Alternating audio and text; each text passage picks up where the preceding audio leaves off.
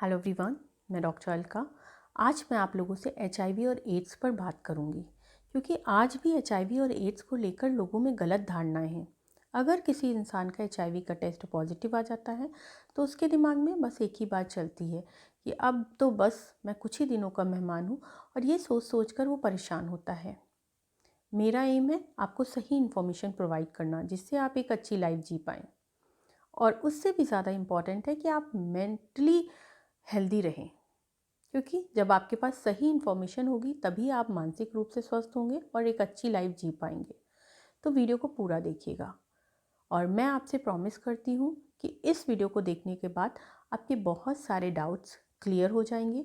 और अगर आप एचआईवी इन्फेक्टेड हैं तो ये वीडियो आपके लिए बहुत ज़्यादा यूज़फुल होने वाली है। तो चलिए, सबसे पहले हम बात करते हैं एचआईवी की। एचआईवी होता है ह्यूमन इम्यूनो डेफिशिएंसी वायरस। जैसा कि नाम से ही पता चल रहा है, ये एक वायरल डिजीज़ है और ये इंसानों की या इन्फेक्टेड पर्सन की इम्यूनिटी पर हमला करती है, उसकी इम्यूनिटी को कमज़ोर कर देती है। अब हम बात करेंगे एड्स की। एड्स का मतलब होता है एक्वायर्ड इम्यूनो डेफिशिएंसी सिंड्रोम। ये एचआईवी की एडवांस स्टेज होती है, उसकी लेटर स्टेज होती है।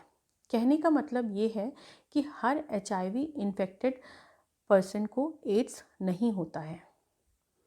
जब एचआईवी इन्फेक्टेड पर्सन की इम्यूनिटी बहुत ज़्यादा कमज़ोर हो जाती है, रोगों से लड़ने की क्षमता पूरी तरह से ख़त्म हो जाती है, उसको कई तरह की अन्य गंभीर बीमारियां हो जाती हैं, तब हम कह सकते हैं कि किसी इंसान को एड्स है। ये बहुत ही फैटल स्टेज होती है।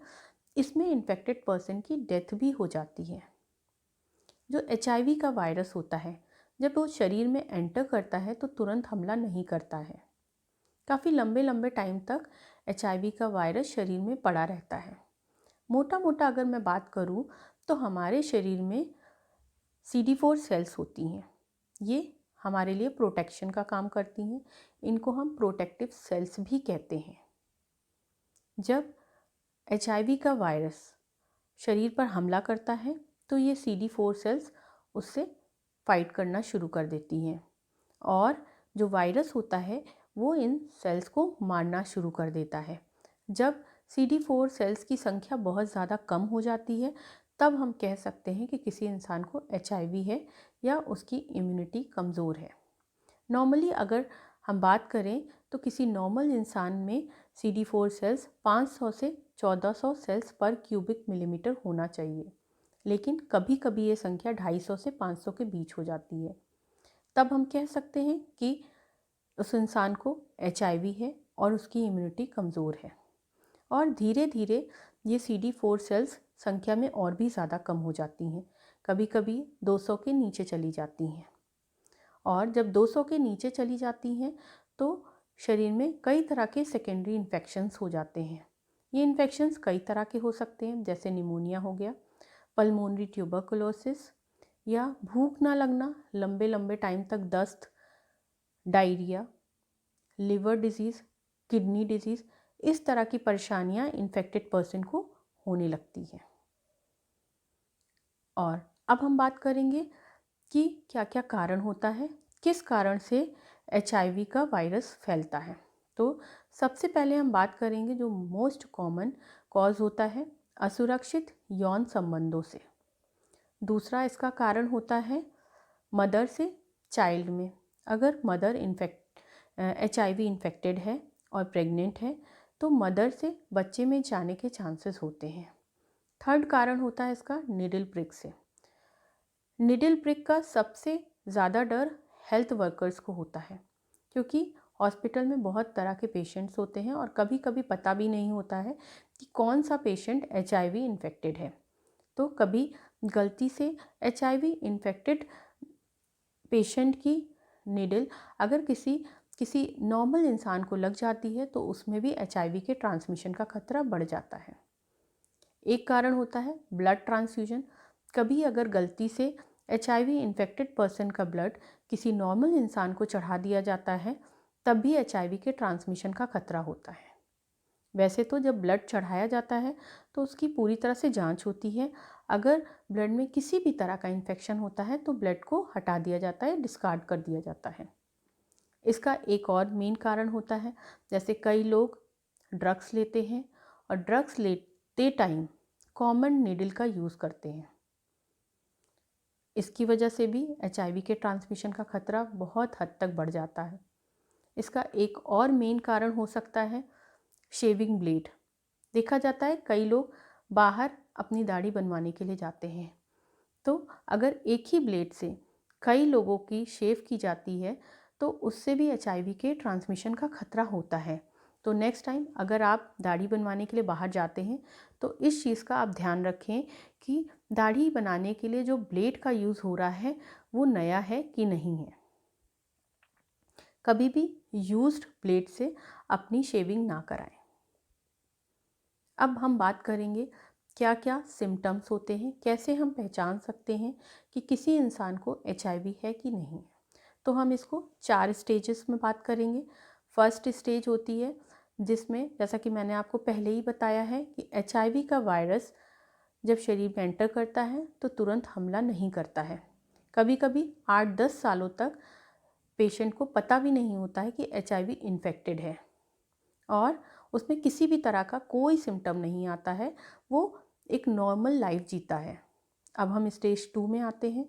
इसमें आते आते इन्फेक्टेड पर्सन को fever, oral ulcers, sore throat या जेनाइटल अल्सर्स, इस तरह की परेशानियां होने लगती हैं। अब आती है स्टेज 3। स्टेज 3 में आते आते बीमारियां बढ़ जाती हैं। इन्फेक्टेड पर्सन को पल्मोनरी ट्यूबरकुलोसिस, निमोनिया, हेपेटाइटिस और जो सबसे कॉमन होता है वो है अपॉर्चुनिस्टिक इन्फेक्शन। इस तरह की बीमारियां होने लगती हैं। अब लास्ट स्टेज होती है स्टेज 4। ये बहुत ही खतरनाक स्टेज होती है, इसको हम एड्स बोलते हैं। इसमें इन्फेक्टेड पर्सन को कई गंभीर बीमारियां हो जाती हैं, जैसे कैंसर, और मोस्ट कॉमन होता है नॉन हॉजकिन्स लिम्फोमा। इसके साथ साथ liver disease, kidney disease, pulmonary tuberculosis या हेपेटाइटिस, इस तरह की गंभीर बीमारियां हो जाती हैं। ये स्टेज बहुत ही खतरनाक होती है। अब हम बात करेंगे कौन कौन से टेस्ट हैं जिनको करवाकर हम पता कर सकते हैं कि किसी को एड्स है या एचआईवी है कि नहीं है। तो इसके लिए कई टेस्ट होते हैं। इसमें से एक टेस्ट है डायरेक्ट टेस्ट, इसको हम एलाइजा कहते हैं। एलाइजा को करवाकर हम पता कर सकते हैं कि किसी इंसान के एचआईवी का स्टेटस क्या है। एक टेस्ट होता है इनडायरेक्ट, जिसमें हम CD4 काउंट चेक करवा सकते हैं। और मोस्ट इम्पॉर्टेंट बात जो मुझे आपसे बोलनी है कि अगर आपको सस्पेक्ट है कि आपको एचआईवी हो सकता है तो अपना टेस्ट ज़रूर करवाएं। और अगर आपके टेस्ट पॉजिटिव आता है तो आपको घबराना नहीं है। मन ही मन आपको प्रण लेना है कि मैं एचआईवी से लड़ूंगा, मैं एचआईवी को एड्स में कन्वर्ट नहीं होने दूंगा। इसके लिए आपको कई चीज़ों को फॉलो करना है और अगर आप इन चीज़ों को फॉलो करेंगे तो आपका CD4 सेल्स कम नहीं होगा और एचआईवी एड्स में कन्वर्ट नहीं होगा और ये बीमारी आपको मार नहीं सकती है। तो इसके लिए सबसे पहले आपको ट्रीटमेंट पे ध्यान देना है, क्योंकि आज भी ट्रीटमेंट को लेकर लोगों में गलत धारणाएं हैं। कई लोगों को लगता है कि एचआईवी का कोई ट्रीटमेंट ही नहीं है, लेकिन आज से 20-25 साल पहले मेडिसिन या मेडिकल जगत में इतनी सफिशेंट मेडिसिन्स नहीं थी। लेकिन आज के टाइम पर लगातार रिसर्च के बाद इतनी दवाइयाँ आज मौजूद हैं कि अगर आप ट्रीटमेंट करते हैं और अपनी दवाइयों को टाइम पर लेते हैं तो ये बीमारी आपको मार नहीं सकती है। तो सबसे पहले आप डॉक्टर से कंसल्ट करें और अपना ट्रीटमेंट स्टार्ट करें। इसके लिए ART होता है, जिसको हम एंटी रेट्रोवायरल थेरेपी कहते हैं। इस मेडिसिन को आप स्टार्ट करें और दवाइयों के साथ ऑनेस्ट रहें, क्योंकि देखा जाता है कि कई लोग दवाइयाँ तो स्टार्ट कर देते हैं, 1-2 साल प्रॉपर दवाइयाँ लेते हैं, लेकिन उसके बाद उन्हें लगता है कि उन्हें किसी तरह की कोई प्रॉब्लम नहीं है, इसीलिए वो अपनी दवाइयों को रोक देते हैं और ये बहुत ही खतरनाक होता है। और कुछ लोगों में ये भी देखा जाता है कि वो दवाइयों को कंप्लेन करते हैं कि डॉक्टर साहब दवाइयाँ बड़ी हार्ड हैं, उससे हमें नुकसान हो रहा है। तो ये एकदम ही गलत बात है। दवाइयों से आपको किसी तरह का नुकसान नहीं होता है, बल्कि अगर आप दवाइयों को रोकेंगे तो वायरल लोड बढ़ जाएगा और जिसकी वजह से CD4 सेल्स बहुत तेज़ी से कम होंगी और HIV एड्स में कन्वर्ट हो जाएगा। कुछ लोगों की कंप्लेन होती है कि वो दवाइयाँ तो लेते हैं लेकिन अपनी दवाइयों के साथ ऑनेस्ट नहीं होते हैं। 15 दिन दवाइयाँ लेते हैं, फिर वो 10 दिन दवाइयों को नहीं लेते हैं, फिर दवाइयों को स्टार्ट करते हैं, फिर कुछ दिनों के लिए रोक देते हैं। इस तरह से गैप करके दवाइयाँ लेते हैं, लेकिन इस तरह से दवाइयों से और भी ज़्यादा साइड इफ़ेक्ट्स होते हैं, क्योंकि फिर दवाइयों का असर भी पूरी तरह से नहीं होता है और वायरल लोड तेज़ी से बढ़ जाता है। कुछ लोगों में ये भी देखा गया है कि वो बोलते हैं कि हम दवाइयों को अफोर्ड नहीं कर सकते। तो ऐसे लोगों को मैं एडवाइस करूँगी कि आप गवर्नमेंट हॉस्पिटल में जाइए और गवर्नमेंट हॉस्पिटल में HIV की दवाइयाँ आपको मुफ्त में मिल जाएंगी।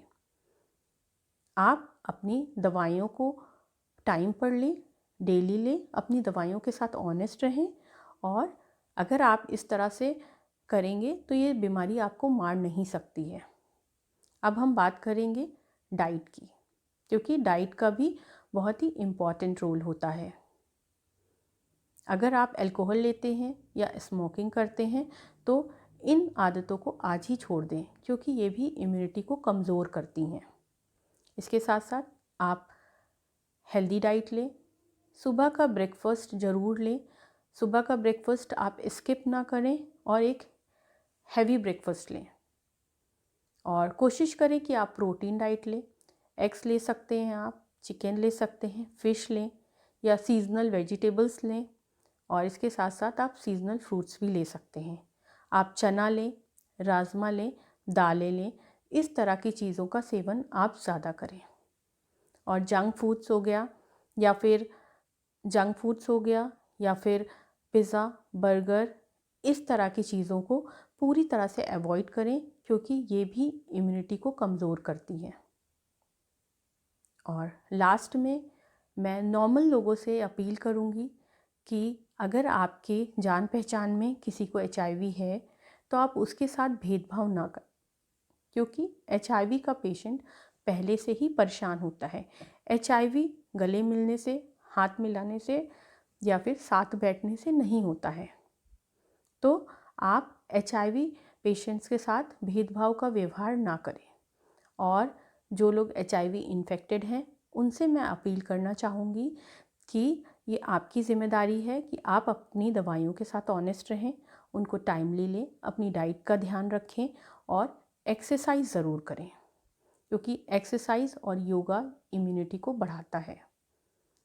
और इस तरह की चीज़ों को आप फॉलो करें और जिससे आप HIV को एड्स में कन्वर्ट ना होने दें। और आपकी एक और ज़िम्मेदारी है कि आपको ध्यान रखना है कि ये बीमारी आपसे किसी दूसरे इंसान में ना जाए। आशा करती हूँ ये जानकारी आपको पसंद आई होगी। अगर वीडियो अच्छी लगी तो वीडियो को लाइक ज़रूर करें और चैनल को सब्सक्राइब करें। और अगर अभी भी आपके कोई क्वेश्चंस हैं तो आप मुझे क्वेश्चंस अपने भेज सकते हैं, मैं आपके क्वेश्चंस का आंसर करूँगी। तो थैंक यू सो मच।